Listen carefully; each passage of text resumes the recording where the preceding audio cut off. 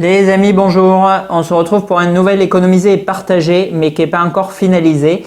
Et du coup, je vais vous présenter alors un économiser et partager qui se base sur la version régulière, qui n'est pas encore arrivée. Donc du coup, je vais vous présenter ma version exclusive d'une nouvelle pièce de PCS, Pop Culture Shock anciennement, à savoir le Pumpkinhead, créature de film d'horreur complètement méconnue pour ma part, mais avec un design très très sympa qu'on va voir aujourd'hui. Alors on voit beaucoup de pièces de PCS. C'est vrai que comme je vous le dis dans les autres vidéos, c'est souvent des pièces voilà, vraiment de niche, atypiques, exploitant des licences vraiment peu connues.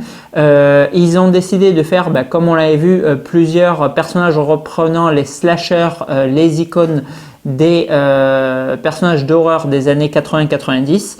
On avait déjà vu ensemble Halloween, on verra prochainement Scream et Leatherface, et on voit aujourd'hui ce Pumpkinhead qui est sorti du coup entre les deux, donc avant le Scream mais après le Michael Myers Halloween qu'on a vu il y a quelques semaines. Je vous mettrai d'ailleurs la vidéo en fin de celle-ci.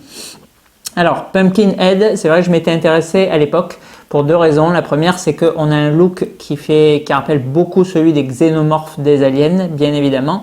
Et la seconde, c'est que c'est une créature qui a été designée et fabriquée en termes de costume par Stan Winston, donc le génie vraiment des effets spéciaux de toutes les créatures mythiques des années 90. Et malgré que le film soit, pour ma part, complètement méconnu parce que je ne l'ai jamais vu, la créature a quand même un design très atypique, très original, très sympathique. Et à l'époque, la maquette Sideshow était considérée, comme la plupart des gens, comme l'un des trois Graals avec le Predator maquette. Voilà, le Predator maquette version exclusive.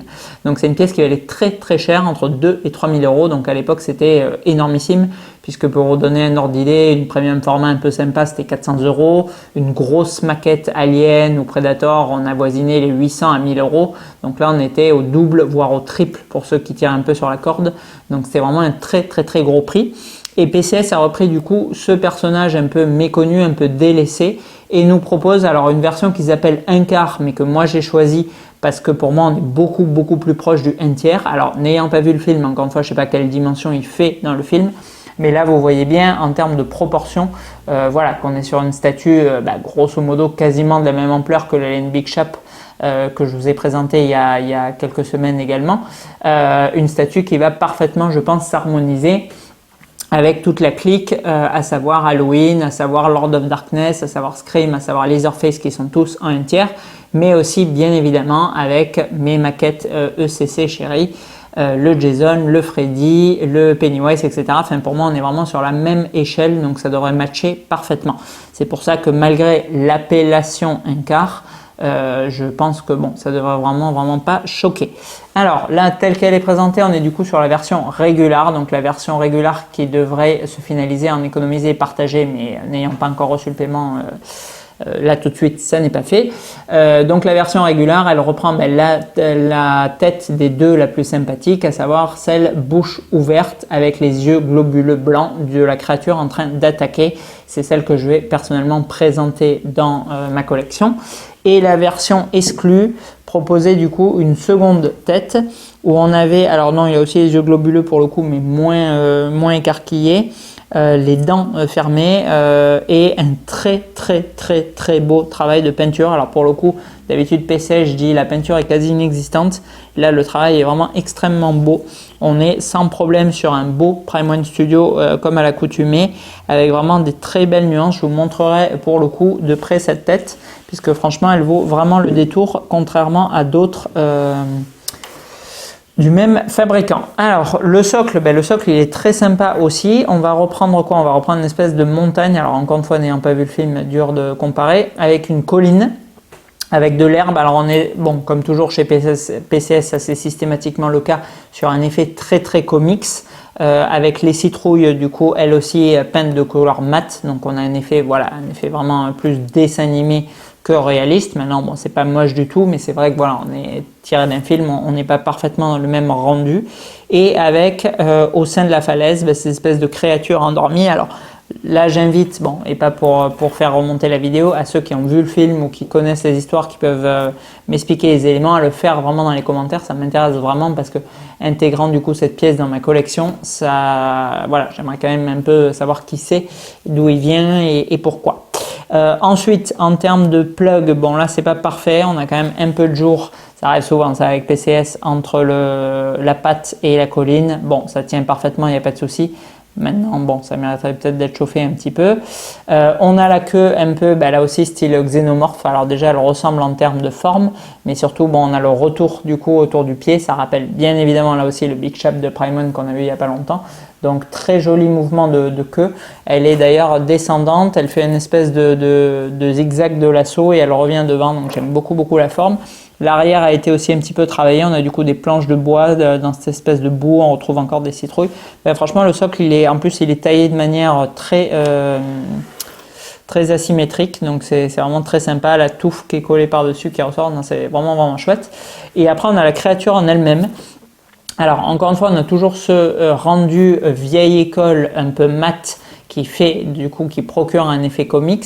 Mais là, on a un très beau travail de la peau vraiment fourni par PCS. Alors d'habitude, sur la peinture, c'est vrai que c'est quand même leur point faible. Ils y vont vraiment de manière très légère. Il y a très peu de détails. Enfin, c'est vraiment pas terrible, quoi.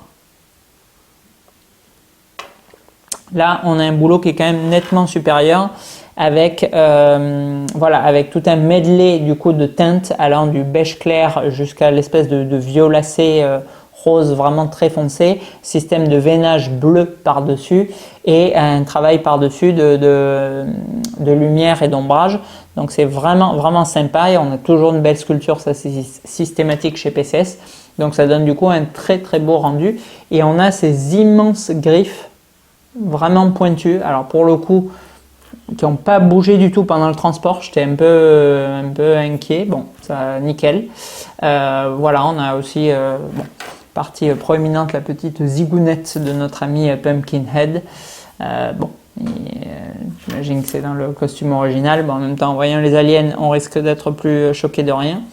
Et ensuite, on a cette tête, donc du coup version régulière, mais qui est aussi présente sur l'exclusive et que je vais présenter, avec bouche ouverte, les crocs, un joli travail au niveau de l'intérieur de la langue, le regard injecté de sang vraiment expressif, et sur le côté, ces espèces d'alvéoles de chair un peu entremêlées les unes dans les autres et qui rendent vraiment très bien. Franchement, vraiment sur les fesses du Paint là, ce coup-ci de PCS, je ne voyais pas du tout cette pièce comme ça.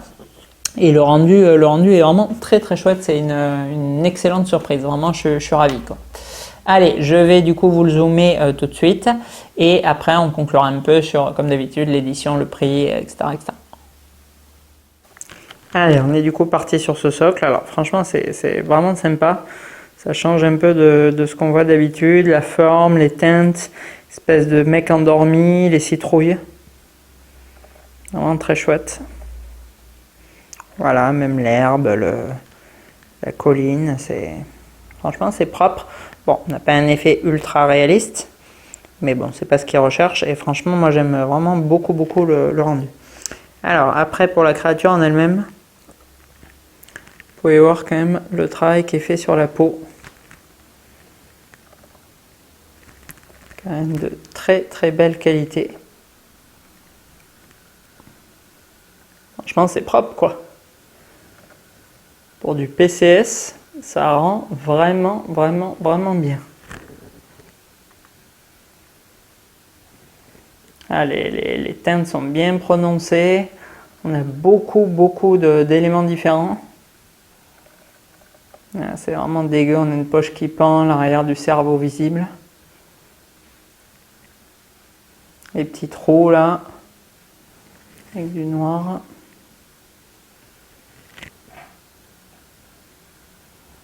Très joli travail, franchement, du fabricant sur celui-ci, se sont déchirés. Je pense qu'on est... j'ai pas vu le sideshow, mais je doute qu'il y avait un niveau de peinture équivalent, quoi. Je vais vous montrer du coup la tête exclue.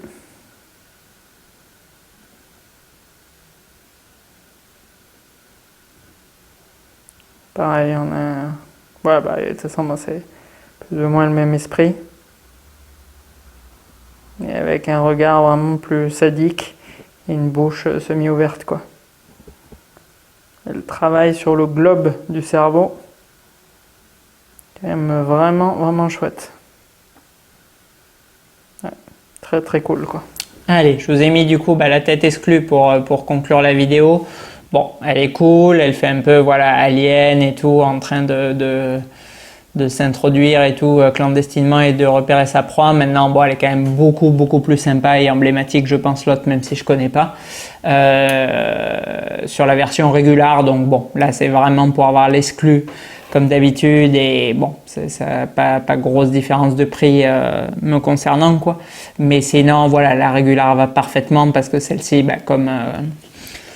comme la plupart des têtes alternatives, je vais du coup la laisser dans la boîte inexploitée. Cependant, elle est très belle, mais bon, l'autre, je trouve, match encore mieux, quoi. Voilà, donc franchement, une très belle surprise de la part de PCS. Vraiment, ils se sont gavés sur cette pièce.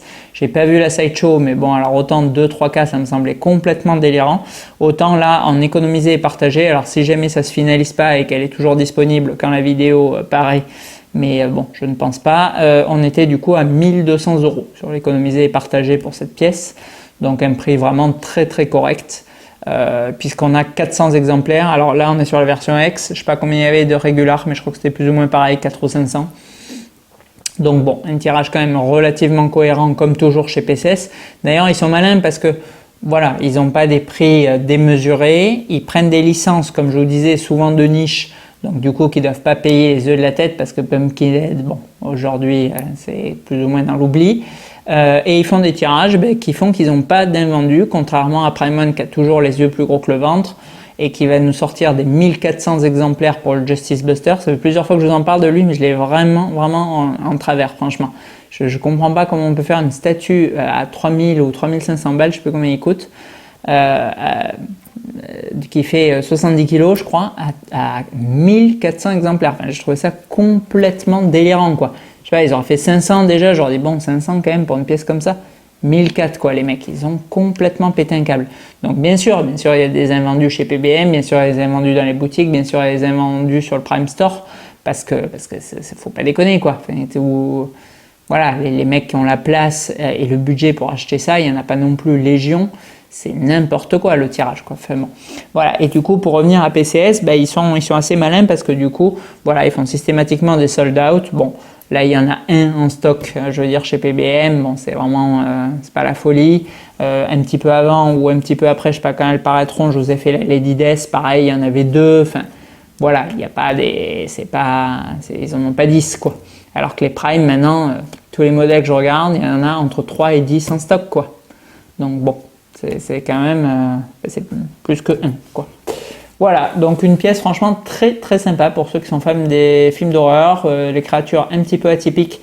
Mon ami Richard par exemple, je pense qu'il avait pris le Lord of Darkness à l'époque. S'il n'avait pas fait que Star Wars, enfin tourné que Star Wars, je pense à une pièce par exemple qu'il aurait carrément intégrée dans sa collecte.